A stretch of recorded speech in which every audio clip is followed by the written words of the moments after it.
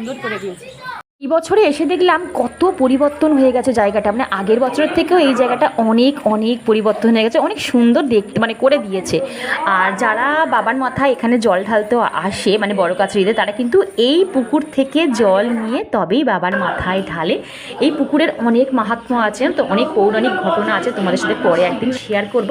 তারপর এখানে বেহুলা লক্ষ্মীন্দরের মূর্তি রয়েছে জানো তো, সেখানে বেহুলাকে সিঁদুর দান করে সেই সিঁদুর একটু নিজের স্মৃতিতে শাখাতে পড়ে তারপরে বাবার মন্দিরে যেতে হয়।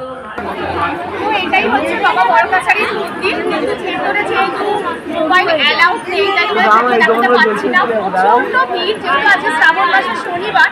তো এখানে আমরা 5টা পাক কি 7টা পাক খেয়ে তারপরে বাবার মাথায় জল ঢালি।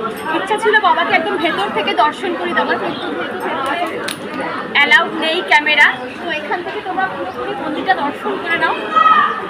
জয় বাবা বড় কাছারির জয়।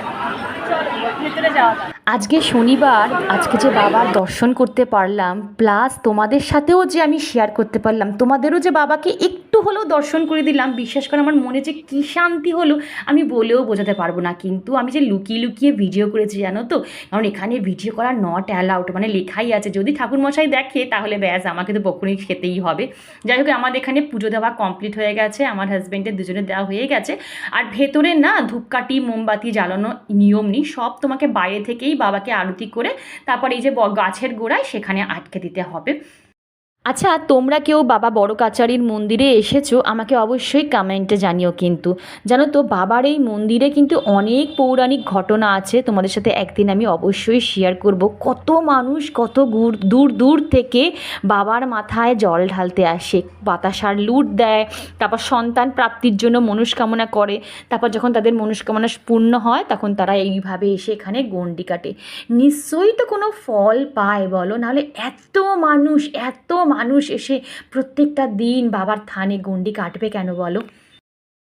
এখানে অনেক সাইজের শিবলিঙ্গ রয়েছে, অনেক বড় বড় সাইজের, দেখো কত বড় বড় সাইজের শিবলিঙ্গ। এইটা অনেকটা বড়, এই যে এটা সব কিছু পাবে এখানে, গোপাল থেকে শুরু করে সব কিছু এইটুকু ছোট্ট ছোট্ট ত্রিশূলগুলো কি সুন্দর, ছোট্ট ছোট্ট সাপ।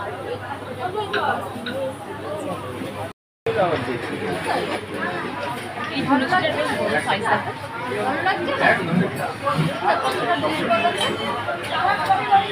মোমবাতি স্ট্যান্ড।